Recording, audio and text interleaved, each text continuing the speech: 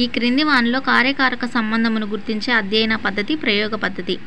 అడవిలో నివసించు గిరిజనులు జరుపుకునే జాతరలో వారు ఎలా ప్రవర్తిస్తారు అనే విషయమును పరిశీలకులు వారికి తెలియకుండా పరిశీలించటం అనేది సహభాగేతర పరిశీలన. గోల్మెన్ ప్రకారం ఒక వ్యక్తి యొక్క సఫలతలో సాధారణ ప్రజ్ఞ మరియు ఉద్వేగ ప్రజ్ఞల నిష్పత్తి 1:4. గుడ్ ఇనఫ్ డ్రా ఏ పర్సన్ పరీక్ష ఈ వయసు వారికి నిర్దేశించబడుతుంది 3.5 నుంచి 13.5 సంవత్సరాలు. శిక్షణ ద్వారా ప్రత్యేక జ్ఞానాన్ని నైపుణ్యాన్ని పొందగలిగే లక్షణాల సమూహమే సహజ సామర్థ్యం అనినవారు బింగ్హమ్. ఓటిస్ మానసిక సామర్థ్యాల పరీక్షకు సంబంధించి సరికానిది గుర్తించుము. శక్తి పరీక్ష. రామారావు అనే వ్యక్తి ఉద్వేగాల మీద నియంత్రణ కోల్పోయినట్లుగా కనిపిస్తుంటాడు. అతనిపై ఈ గ్రంథి ప్రభావం ఎక్కువగా ఉన్నట్లు చెప్పుకోవచ్చు. అది ఉగ్రగ్రంథి.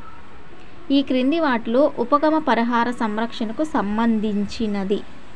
జ్వరం తగ్గాలి, ఇంజెక్షన్ వద్దు. విద్యార్థులందరూ ఉపాధ్యాయునికి సెల్యూట్ చేస్తున్నప్పుడు చేతికి కట్టుకున్న విద్యార్థిని బాగా గుర్తుంచుకోవటం అనేది వార్నర్ స్టార్ట్ ఎఫెక్ట్. సుబ్బు అనే విద్యార్థికి ఉపాధ్యాయుడు హైదరాబాద్ అని చెప్పగానే గోల్కొండ కోట గుర్తుకు వచ్చినాయి.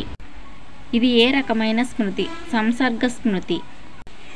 ఇంటర్మీడియట్ 2వ సంవత్సరం కెమిస్ట్రీలో చదివిన నియమాలను గుర్తుకు తెచ్చుకోవటంలో ఫస్ట్ ఇయర్ కెమిస్ట్రీ నియమాలు అడ్డు తగులుతూ ఉన్నాయి.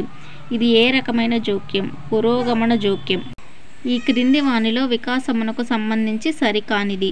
వికాసం వల్ల కలిగే మార్పులను ఖచ్చితంగా కొలవవచ్చు.